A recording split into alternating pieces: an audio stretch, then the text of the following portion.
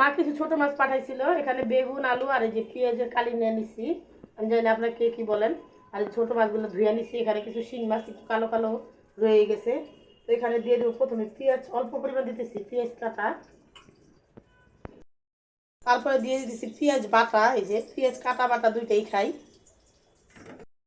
রসুন বাটা দিয়ে দিলাম পরিমাণ মতো।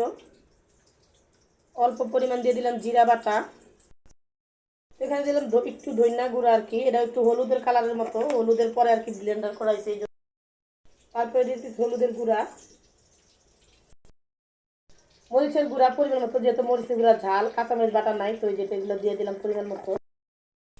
পরিমাণ মতো লবণ দিয়ে দিলাম। তেল দিয়ে এখন মাখাই নিব। তো এই যে আমি হাতে মাইপা দিতেছি। এই যে আগে তরকারিটা মাখাই নিব। আজকে আমার শাশুড়ি মেহমান আসতেছে বাসায়, তো এই জন্য